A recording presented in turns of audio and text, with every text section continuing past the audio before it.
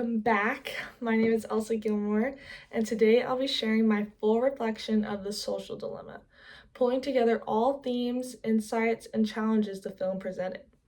One part of the film that really stood out to me was the Tristan Harris line, "If you're not paying for the product, you are the product."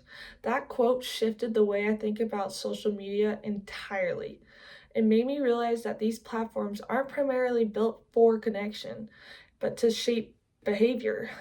I appreciate how the film illustrated this through character-like scenes, showing how predictably we can be influenced. Seeing that manipulation visualized made me more aware of what I post, how long I spend scrolling. It pushed me to step back and ask what's driving my attention. Watching the film also made me think about how much social media has shaped my ability to focus.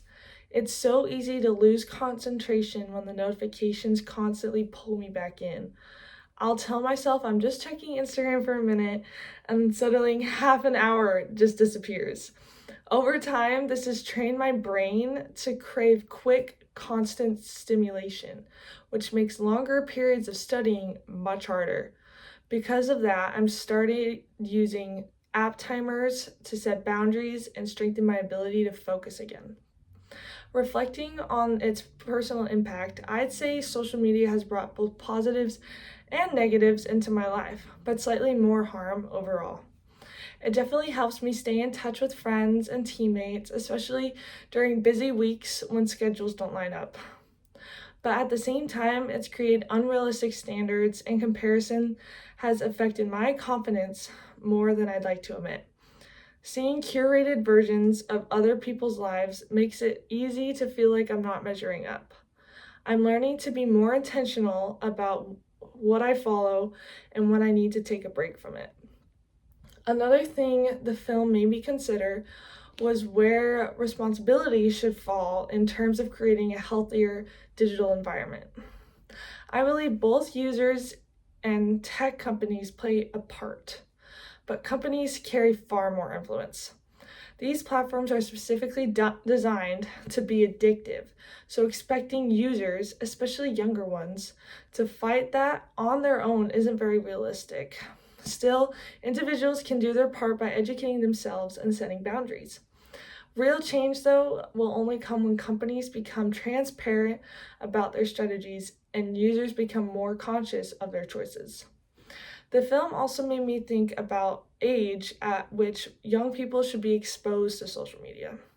I believe a higher age limit is necessary, and around 16 feels more appropriate. Early teens are forming identity and self-worth, and constant push for validation online can seriously affect mental health.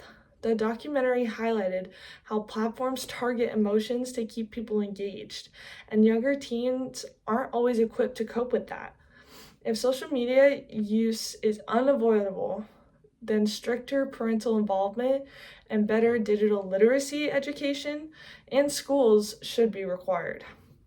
After taking in everything the film presented, I would definitely recommend The Social Dilemma.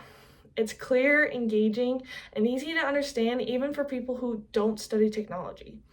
I like how it balanced storytelling with interviews from the very people who helped design these platforms. It doesn't just point out what's wrong, it explains how we got here and how we can use social media more wisely. I think anyone who wants to understand the effects of screen time or regain control of their digital habits would benefit from watching it. Thanks for listening to my full reflection. I hope these insights help bring awareness to the real impact social media has on our daily lives and the choices we make.